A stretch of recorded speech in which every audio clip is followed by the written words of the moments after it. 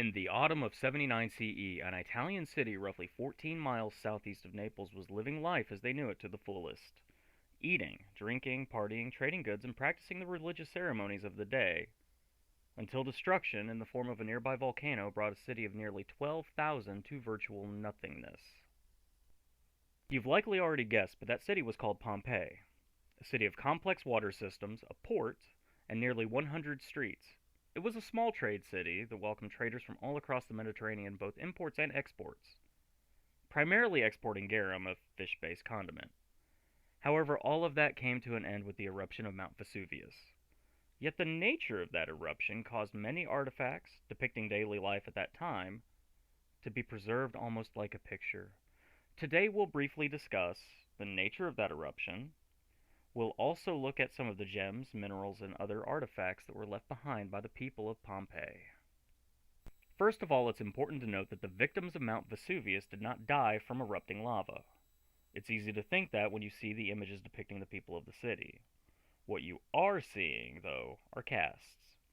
Archaeologists, noticing holes in the rubble and ash, poured plaster into them thinking that they may have been bodies. And they were right. This created a plaster cast that allows people today to see an imprint of a human being lost to tragedy and time in their final moments. These are not modern fossils. But if it wasn't molten lava, then what came out of Mount Vesuvius? What struck the city of Pompeii was not molten lava, but rather a pyroclastic flow, which is defined as a dense, fast-moving flow of solidified lava particles, volcanic ash, and hot gases. This is a relatively common occurrence with volcanoes. For instance, Mount St. Helens in the United States had at least 17 pyroclastic flows during its eruption. The people trapped under this flow of lava rock and ash that were not killed by collapsing buildings or otherwise would have asphyxiated in 15 minutes or less. A terrible and horrifying end. It is also important to note at this time that the neighboring city of Herculaneum met the same fate as Pompeii. Yet, just as the eruption froze its victims in time, it also froze most everything else in time. In fact, a large portion of our understanding of Roman daily life in and before the 1st century came from the discoveries of Pompeii and Herculaneum. To the Roman of those days, religion was everything. If you were not in constant worship of the gods, they wouldn't help you. They may even become hostile. They were very capricious. So every Roman city had a variety of temples. Pompeii's oldest temple was dedicated to Minerva and dates to the 6th century BCE.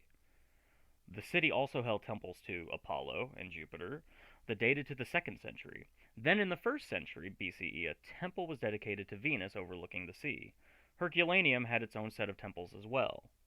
Both cities, however, had temples to an unexpected deity, Isis. The Egyptian goddess Isis had become exceedingly popular in Pompeii, likely due to trade between the Romans and other Mediterranean civilizations.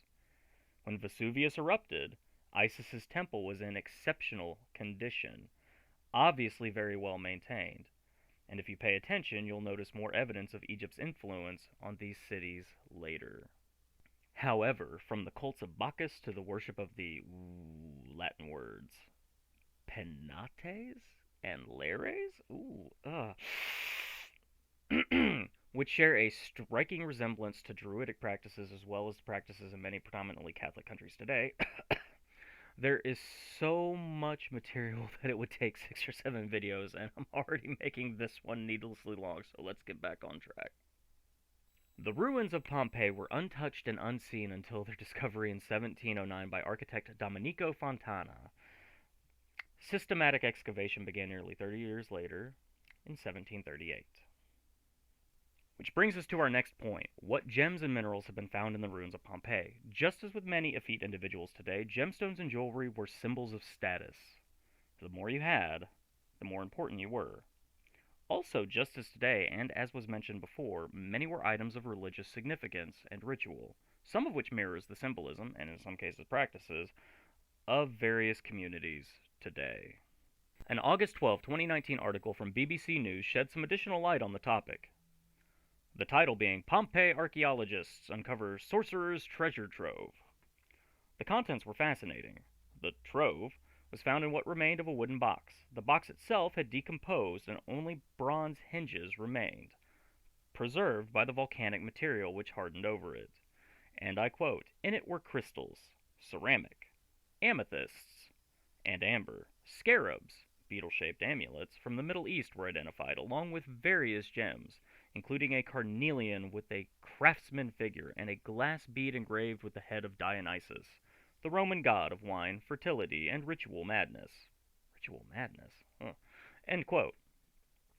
According to the article, these were objects of everyday use for women in Pompeii. These items likely belonged to a servant or a slave, as there was a distinct lack of gold, which was favored by the wealthy of the city.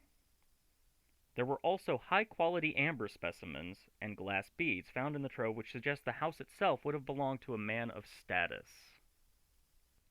Many other engravings, works of art, and even graffiti survived the ash. This does lead me, though, to my favorite thing. This exact carving. That's the face I make if somebody walks in on me chowing down on shredded cheese out of the bag at 2 in the morning. Hypothetically, if you were to think that I made this long, gruesome, horrific video about a volcano taking names off of the Roman census, just to show you this image, you would be again, hypothetically, correct. Thanks for watching. If you found this entertaining or somewhat educational, don't forget to like, share, and or subscribe. If you didn't, well then I thank you for watching this far.